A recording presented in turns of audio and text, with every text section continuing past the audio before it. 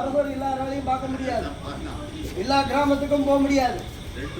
அதனால என்ன பண்ணான்னு கேட்டீங்கன்னா அங்க அரசனுக்கு உண்டான தெய்வத்தை அங்க நியமித்தார். ஏன் கேட்டா அரசர் போய் எல்லாரையும் பார்த்து கண்டிக்க முடியாது.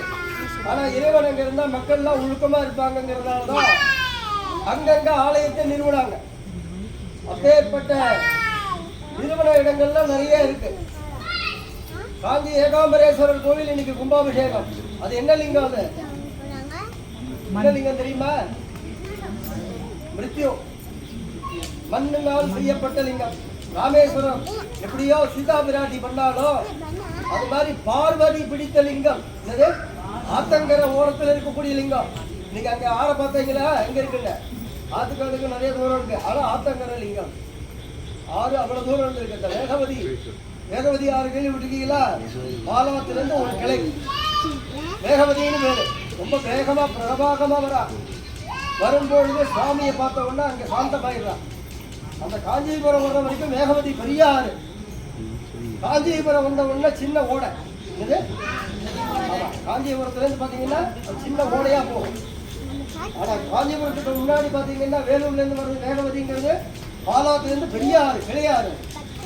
அந்த காஞ்சிபுரம் வந்த உடனே சுவாமி லிங்கம் பிடிச்ச உடனே அந்த லிங்கத்தை கரைக்க கூடாதுங்கிறதுனால தன்னுடைய சாந்தத்தை, அதான் சரஸ்வதியின் பேரு, வேகவதிங்கிறது சாந்தமாக அந்த இடத்துல ஓடையா மாறலாம். அப்பேற்பட்ட இன்னைக்கு பிருத்திவிலிங்கத்தோடைய கும்பாபிஷேகம் நம்ம நினைச்சிருக்கலாம். அதே ஏகாம்பரேஸ்வரர் கோயிலுக்கு போலயே கும்பாபிஷேகம் பார்க்கலையே. அதனால சொல்றா, சுவாமி எங்க இருக்காரோ அங்கே நின்று கும்பிட்டோம்னா இன்னைக்கு ஏகாம்பரேஸ்வரர் தரிசனம் பண்ண மாதிரி. ஏகம் அப்படின்னா ஒண்ணு, அம்பரம் அப்படின்னா 4 இல்லையா? வேதங்கள் 4 இருக்கு இல்லையா? வேதம் 4 தான் அம்பரம் சொல்றோம். அம்பரம்னா கொடை.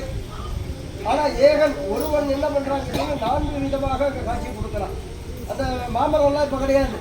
ஒரு நிலை இனிப்பு, துவப்பு, கசப்பு அது மாதிரி சொல்லுவாங்க, புளிப்புன்னு சொல்லுவாங்க.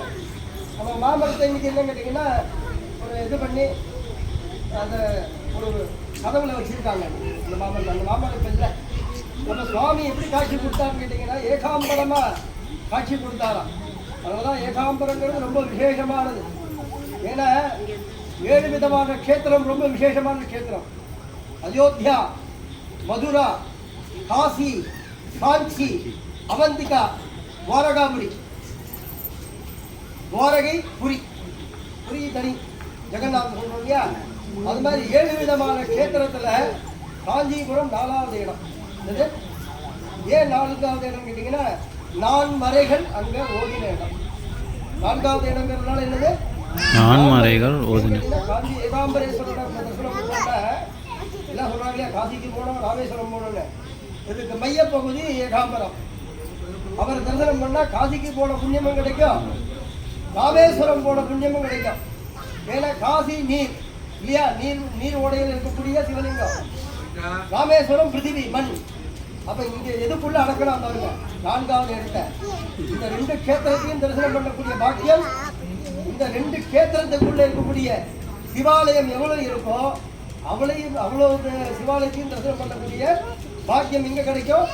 ஏகாம்பரேஸ்வரர் தரிசனம் பண்ணா கிடைக்கும். அதுதான் காஞ்சிபுரத்தை சுத்தி பாத்தீங்கன்னா 108 சிவாலயம் இருக்கு. என்னது? 108. ஆமா, 108 சிவாலயம் இருக்கு. 108 சிவாலயத்துக்கும் அந்த காமாட்சி தான் அம்பாள். நம்மளாம் சுவாமி இருக்கு, அங்க அம்பாள் இருக்கு இல்லையா? அங்க ஒரு சிவாலயத்துக்கும் ஒரு அம்மன் சன்னதி கிடையாது. எல்லாத்துக்குமே யாரு கேட்டீங்கன்னா காமாட்சி தான். ஏகாம்பரேஸ்வரனே புறப்பாடு ஆனா கூட யாரை சுத்தி வருவாரு? காமாட்சி தான் சுத்தி வருவாரு. வரதராஜரே புறப்பட்டா கூட யார் சுத்தி வருவாரு? காமாட்சி தான் சுத்தி. காமம் அக்ஷி அப்படின்னா, அக்ஷி அப்படின்னா நம்ம நினைச்சதெல்லாம் கொடுக்கக்கூடிய வேண்டுகள். 64 பீடங்கள் கேள்விப்பட்டிருக்கீங்க இல்லையா? 64 பீடங்கள்ல காமாட்சி வந்து கருப்பை. ஆமா, அதான் திருநாட்டிலையும் பேர். எப்பயுமே கோபம் அதிகமா இருக்கும் அம்பாளுக்கு. அம்பாளுக்கு வந்து கோபம் ரொம்ப அதிகமா இருக்கும், உஷ்ணம் அதிகமா இருக்கும்.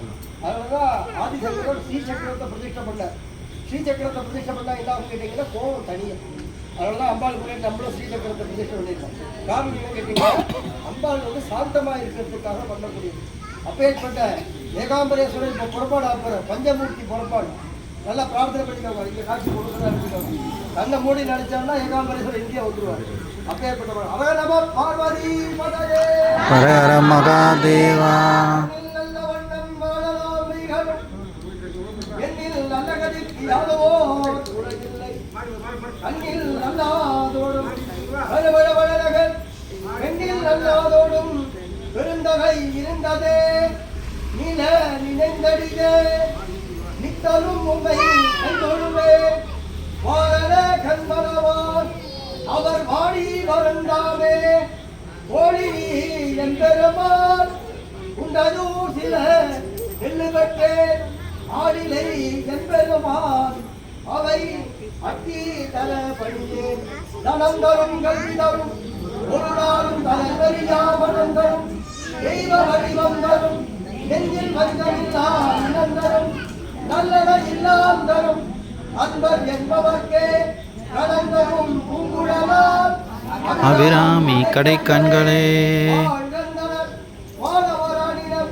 வீழ்கத் தம்முடல் வேந்தரும் ஒதுக ஆழ்க தீயதெல்லாம் அரண்ணாம் மேலுள்ளே வயகம் திகதீகவே வான்விழுவிடாதீக பதிவளம் துறக்க மன்னன் கோன்மலை உரிக விளைவிலா நீங்கள் வாழ்க ஆண்மறை அரண்கள் போங்க கற்றவன் வேண்டி மல்க என்னைக்குள் சைவ நீதி விளங்குக உலகமெல்லாம் அரவன் பாசதி பத ஹரஹர மகாதேவா.